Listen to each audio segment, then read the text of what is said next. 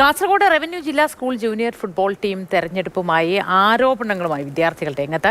മാർഗരേഖകൾക്ക് വിപരീതമായി ജില്ലാ ടൂർണമെന്റിന്റെ ആദ്യ റൗണ്ടിൽ നിന്ന് പുറത്തായ ചെറുവത്തൂർ ഉപജില്ലാ ടീമിലെ അംഗങ്ങളിൽ പലരെയും ഉൾപ്പെടുത്തി എന്നതാണ് റണ്ണറപ്പുകളായ കുമ്പള സബ് ജില്ലാ ടീമിന്റെ പരാതി.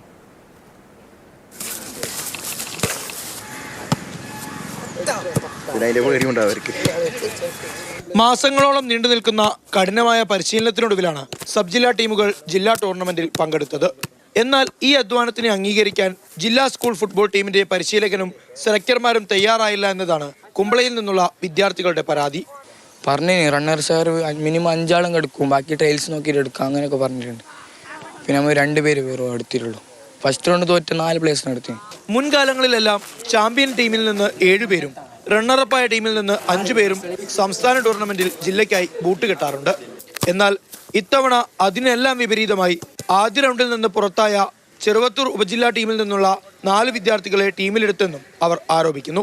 അവർ നമുക്കൊരു വാല്യൂ ഒന്നില്ല നമ്മൾ പ്രേസിന്. കാരണം ഇത്ര ഹാർഡ് വർക്ക് ചെയ്തിട്ടാണ് നമ്മൾ ഈ നിലക്ക് എത്തിയത്. ആരും എടുക്കാത്ത രീതിയാണ് നമ്മൾ എടുത്തത്.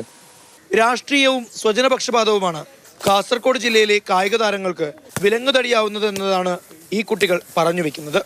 മാതൃഭൂമി ന്യൂസ്, കാസർഗോഡ്.